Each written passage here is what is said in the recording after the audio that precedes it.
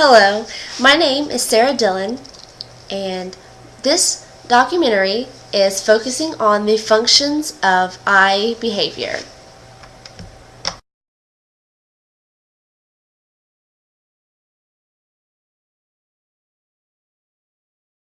"80% of information enters through our eyes.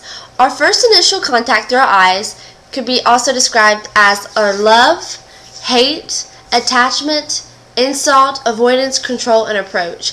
Eye contact is a type of nonverbal communication that is strongly influenced by our social behavior.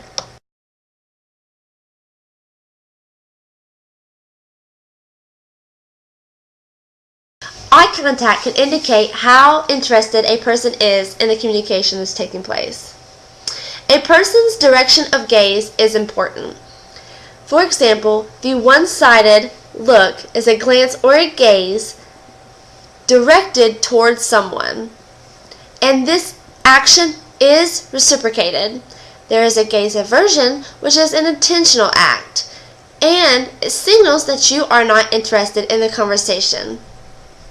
There is the gaze omission, which you avoid looking at someone and it is not intentional avoiding. And then there's a civil inattention, which is also classified as the elevator look, and this is ritual. It is a mutual gaze or look two people have in a situation. And then there's staring, which is a long, hard look. And to engage in productive communication session, attention must be given.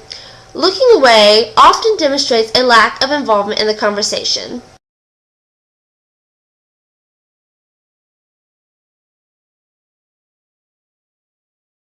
While this lack of eye contact provides information on how the individual's lack of attention can lead to lack of communication skills.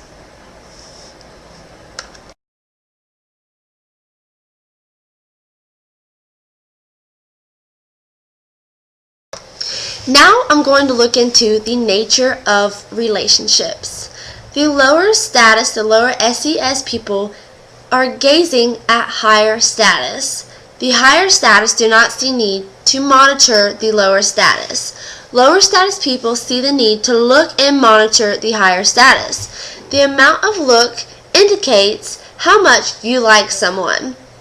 Eye contact is greater between people who have intimate relationships together, and the increase of gaze in public speaking indicate attention and engagement to one another. Example, the teacher's gaze to the student. When the teacher and student gaze at each other, that shows a mutual agreement on the subject communicated. However, when the teacher and the student do not have that increase of gaze, then one part of that communication is lacking.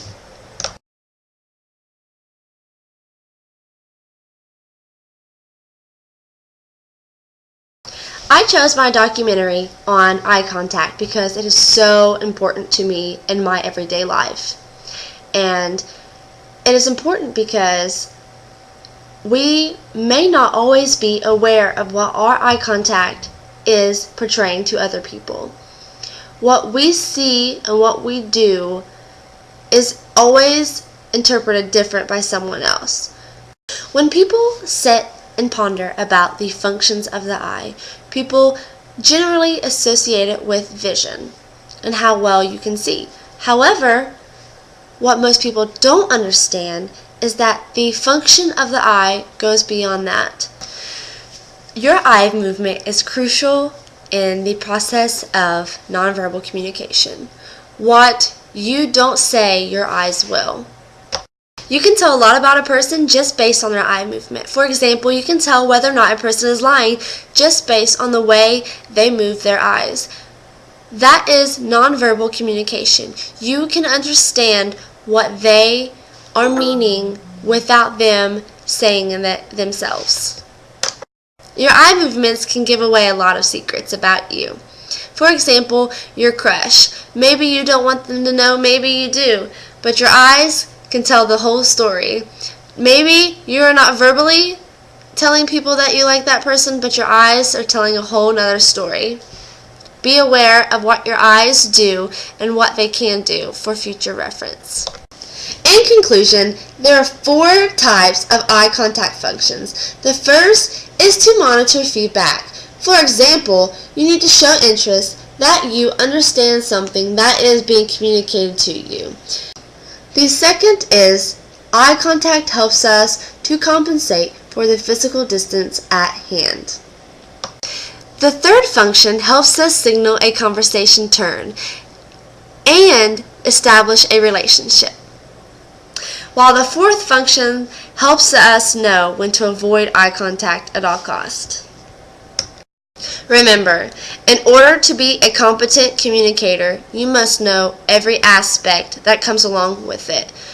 Keep in mind that eye contact is made up of many forms, as well as nonverbal communication. Nonverbal is more important in some aspects than verbal communication is. Get out there and learn your signs, and let's all be competent communicators.